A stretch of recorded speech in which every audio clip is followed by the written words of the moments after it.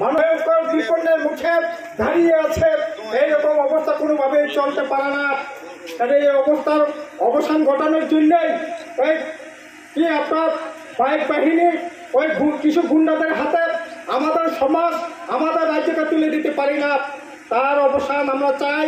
এই অবসানের জন্যই আমরা চাইছি এই মহতির জন্য এই রাজ্যের ঐতিহ্যবাহী জাতি উপজাতি অংশের সম্মিলিত যে প্রচেষ্টার যে ঐক্য, ধর্ম, হিন্দু, মুসলিম, খ্রিস্টান, বৌদ্ধ জন যেভাবে আমরা একাকারভাবে ত্রিপুরা রাজ্যে আছি, গোটা দেশের মধ্যে আছি, এটাকে অটুট রাখবার জন্যই আমরা আমাদের ভোট চাইছি। কাজেই ভোট পিপল ভোটে আশিস কুমার সাহাকে ভোট দিয়ে জয়যুক্ত করবার আহ্বান রেখে আমি আমার কথা বলা শেষ করলাম। এখন আপনাদের সামনে বক্তব্য রাখবেন আমাদের প্রার্থী মাননীয় আশিস কুমার সাহা মহোদয়। শ্রদ্ধেয় নির্বাচক মণ্ডলী, এই অঞ্চলের ধর্মদেবতা, ভোটদাতাগণ, এই বাজারের ব্যবসায়ী বন্ধুরা, সবাইকে আমি শ্রদ্ধা, প্রীতি, ভালোবাসা জানাচ্ছি।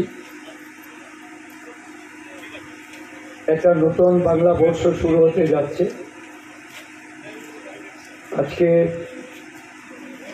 আগামী লোকসভা নির্বাচনের প্রচারে বেরিয়ে এখানে এসে আপনাদের সামনে দাঁড়িয়ে এই নির্বাচন কেন আপনাদের কাছে গুরুত্বপূর্ণ তা করে সিদ্ধান্ত গ্রহণ করার আবেদন রাখতে আমরা এসেছি। শুভ বাংলা নববর্ষের আগাম শুভেচ্ছা ও অভিনন্দন জ্ঞাপন করছি। আমাদের ইন্ডিয়া জোটের নেতা রাধাচরণ দেববর্মা আপনাদের খানিকটা এই নির্বাচনের গুরুত্ব অনুধাবন করার জন্য উনি কথা বলেছেন। আমি জানি যে এই অঞ্চলে যারা বসবাস করেন তাদের বর্তমান রাজনৈতিক, অর্থনৈতিক, সামাজিক অবস্থান ভালো নয়।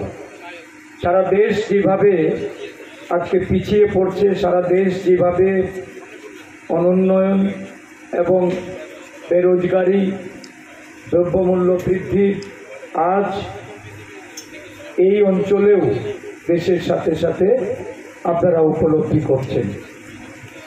এই মুহূর্তে সবচেয়ে বেশি যেটা আমাদের দেশের মানুষকে আশঙ্কার মধ্যে ঠেলে দিয়েছে, দেশের মানুষের গণতান্ত্রিক অধিকার আগে থেকেই এই রাজ্যের মানুষের যেমন হরণ করা হয়েছে, সারা দেশের মানুষেরও, বুদ্ধিজীবী বলুন, সমাজসেবী বলুন, এই দেশের যারা একটা প্রতিবাদী অংশ, তাদেরকে এই 10 বছরে তার এক নয়াতান্ত্রিক যে ধ্যান ধারণা, এই ধ্যান ধারণা নিয়ে মানুষকে নির্যাতনের মুখে ঠেলে দিয়েছে।